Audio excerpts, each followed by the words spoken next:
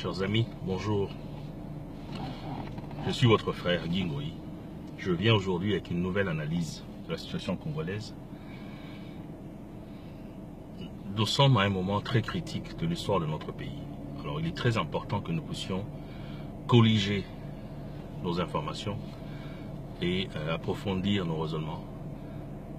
Influencer aussi quelquefois les choix de nos frères, nos consoeurs, nos frères, nos amis qui nous écoutent. Parce que le but c'est ça. Le but c'est de pousser des gens à la réflexion pour que les personnes par la suite puissent prendre des décisions elles-mêmes, des décisions que nous espérons qui seront dans le sens de ce que nous souhaitons. Ok? Donc, merci beaucoup de l'attention que vous allez accorder à cette vidéo. Nous allons vous pousser. Ok? On va aborder 2-3 petits points sur l'actualité en ce moment. Le dossier Katumbi. Parce que je suis actif sur Internet, j'ai reçu un appel d'un monsieur de Kinshasa aujourd'hui. À Beninga Messenger, il me dit non, voici le dossier Katumbi. Donc il m'a expliqué un peu, il me dit Katumbi se présente à la frontière il y a Congo, avec sans document légal. Ok? Donc Katumbi va se présenter dans la papier pour franchir légalement la frontière. Qu'est-ce qu'ils font? En tant qu'agent et immigration, il faut s'engager à rebrousser chemin parce qu'il n'est pas autorisé à rentrer. Moi, je lui ai posé la question. J'ai dit, mais Moutaza autorisé à rentrer. Bino Bozaï Kolukaye. Bolobi que non. Akimi, la justice le recherche. Il doit venir répondre des faits qui lui sont reprochés. Bon. Le gars débarque, il arrive à la frontière. Qu'est-ce que vous faites? Au lieu de le faire entrer, le ménoter, l'amener, le faire comparaître devant un juge, vous lui demandez de rebrousser chemin. Vous avez la logique, la réponse dans la PCA. Oui, il a reconnu que quelque part, vous avez la logique. Mais logique n'a pas et tenir la route. Dans quel sens? Dans le sens que, ce que comme le veut franchir frontière, il est tout à fait normal et du droit des agents de l'immigration, il y a rebrousser chemin. En ce moment, il m'expliquera. Il a quand même été honnête. Il dit, nous préférons avoir Katumbi en dehors des frontières que de le prendre et le mettre en prison. Mettre Katumbi en prison en ce moment, c'est lui donner un statut qui va l'honorer. On va faire de lui un mythe. Voilà le mot. On va faire de Katumbi un mythe en le prenant, en le mettant en prison. Au moment où les gens s'attendent à ce qu'il a déposé sa candidature. Donc, ça va créer du grabuge incroyable dans le Katanga. 2, ça va créer le mythe Katumbi, ce qui n'est pas encore en date d'aujourd'hui.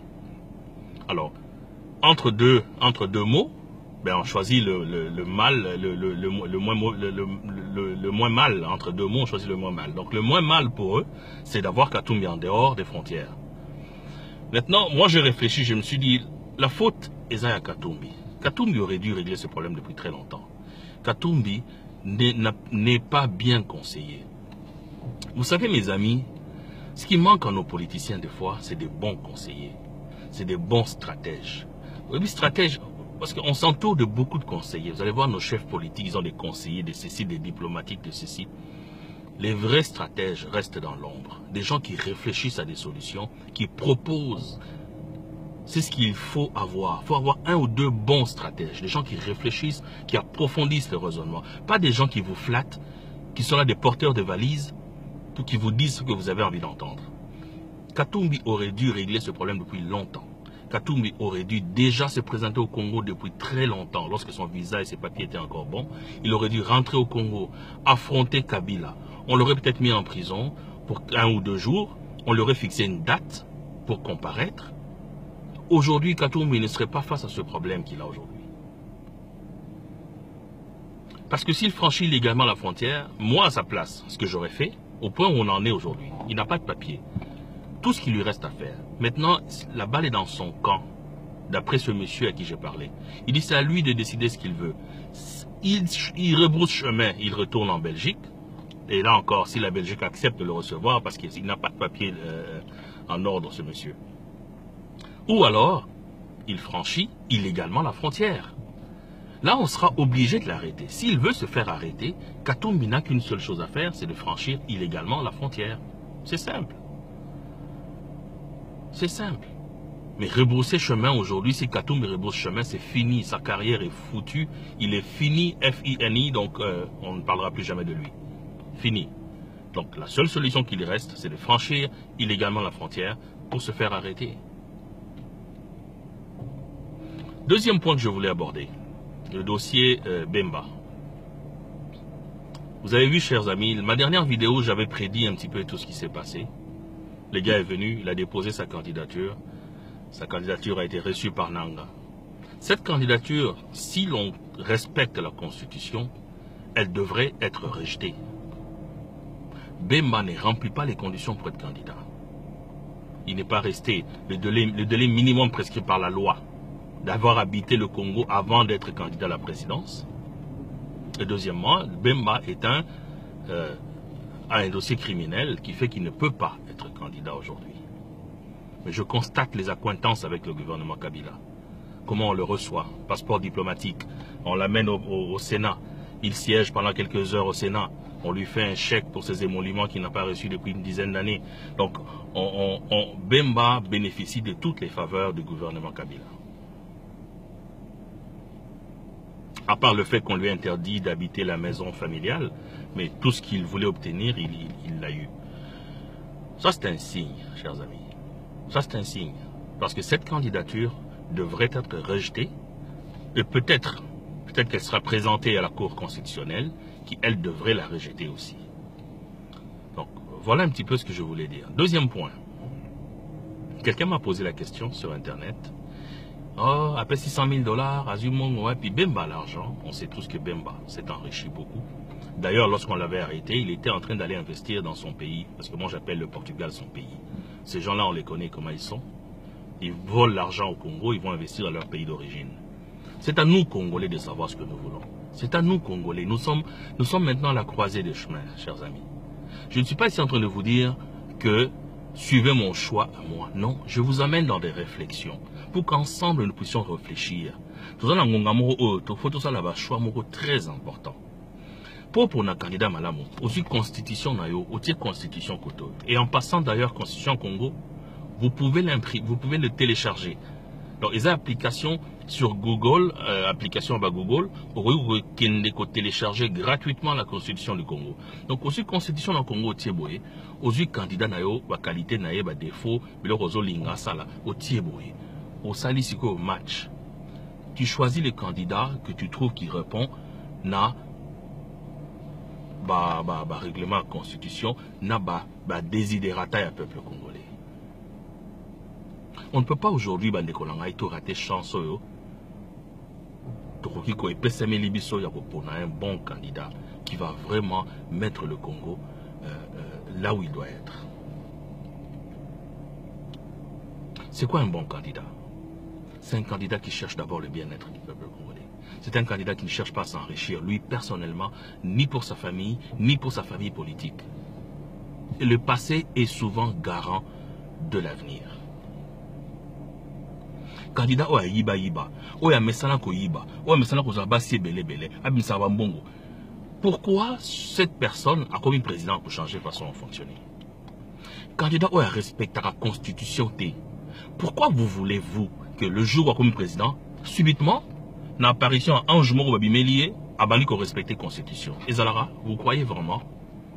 Vous croyez que Bemba, en revenant, en allant au Sénat, un Sénat dont le mandat est fini depuis 2012. Ça fait 6 ans que ce Sénat siège illégalement, chers amis. Il va au Sénat, à la Tiloka Sénat, à siéger Mouamouké, Batangele Bambongo Naye, Abimi Azu Avion Naye. Moutabongo se retient la présidence, à respecter la Constitution, en vertu de quoi? Subitement, il se change à commis démocrate. Moutamesana Kotinda Tinabitinda gauche-droite, à commis un mot démocrate, à commis un respect à la Constitution. Pourquoi nous faisons des choses comme ça? Pourquoi nous faisons semblant de ne pas comprendre? Chers amis, pourquoi nous faisons semblant de ne pas voir l'évidence?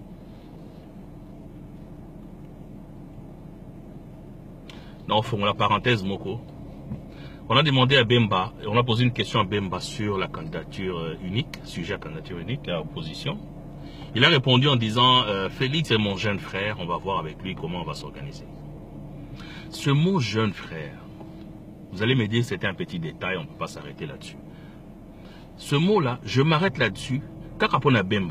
Je vais généraliser. Nous, peuple congolais, nous devons savoir ce que nous voulons. Nous devons mettre fin à cette habitude. Jeune frère, en politique, il n'y a pas de jeune frère, il n'y a pas de tonton, il n'y a pas de papa, il n'y a pas de maman.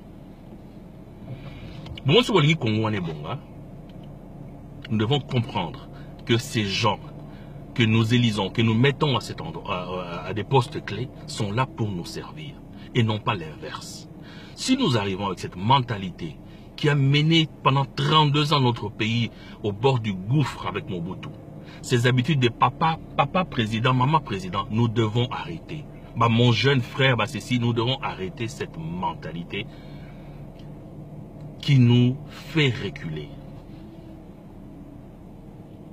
Le chef d'un parti politique, le chef de l'opposition, en passant Bemba quelques mois seulement, 7 mois à peu près de plus que Félix. Donc, mais le chef de l'opposition, un chef d'un parti ami, tu ne peux pas l'appeler jeune frère Nakatiabatou.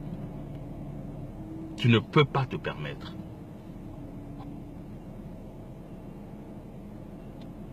Tu ne peux pas. On doit arrêter cette mentalité de papa Kabila, papa ceci, maman Olive Lembe. Moi, si aujourd'hui Félix Tshisekedi, que je soutiens, devient président de la République, je ne l'appellerai pas papa Félix. Je demanderai à ma femme de ne pas l'appeler papa Félix. Monsieur le président, quand on est en public, c'est monsieur le président, madame la présidente, voilà la situation. C'est comme ça qu'on fait. Un pays, il faut faire avancer ce pays. Et pour le faire avancer, c'est dans la mentalité aussi. Nous devons inverser. Ces gens doivent comprendre qu'ils travaillent pour nous. C'est nous qui les mettons là pour nous servir.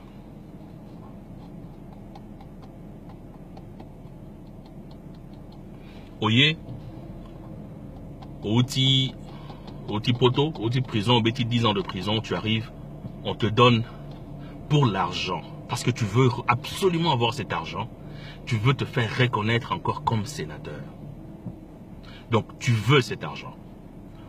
Les sénateurs reçoivent combien? 13 000 $ par mois. Quand on fait un calcul rapide, au bout de 10 ans, ça peut faire facilement 1 500 000. Donc, vous voyez, 1 500 000, au moins 100 000 au Longoli, au fouti mois dépôt, caution pour l'élection. Moi, 1 400 000 au poche, aux avions, il y a Kwenda. Il devient démocrate. Il cherche l'intérêt du peuple. Et pendant ce temps, les assistants des sénateurs et des députés sont impayés. Pendant que je vous parle en ce moment, depuis le mois de juin, ils ont revendiqué paye Nabango. Ils ont même fait un mémorandum qu'ils ont envoyé à Kabila pour dire qu'ils ne sont pas payés alors qu'ils travaillent au Parlement. Mais le gars arrive, 1 500 000 dans la poche, à Betichit Sima, à Bendani. Na yena bababa, c'est différent, c'est ça. Yolingia Kanisela, à Bendi 1 500 000 à Betichit Sima, à Zio Avion na Gemena, Yakwenda. Tout ça là, ce sont des choses qui doivent vous parler, qui doivent nous parler. Nous devons en ce moment savoir ce que nous voulons. Après tout ce que nous avons vécu, après toutes les péripéties, après tous les malheurs qui sont abattus sur nous, après tous les morts, toutes ces personnes qui ont payé de leur vie, ces personnes méritent qu'on s'arrête, qu'on essaie de remettre ce pays sur les rails. Remettons ce Congo sur les rails. Défendons la Constitution. Défendons les intérêts du Congo. Voilà ce qui doit motiver nos choix. Après, au choisir. Mais ceux qui choix sont motivés par tribalisme, motivés par régionalisme, motivés par bloc Zangatina, eh bien, ne venons pas après pour pleurer, pour dire Congo, mais on tourne en rond avec raison. Parce que nous, le peuple, nous n'avons pas encore compris. Voilà un peu ce que je voulais aborder comme sujet avec vous aujourd'hui. Donc, merci. Je vous souhaite une bonne soirée. Merci. Au revoir.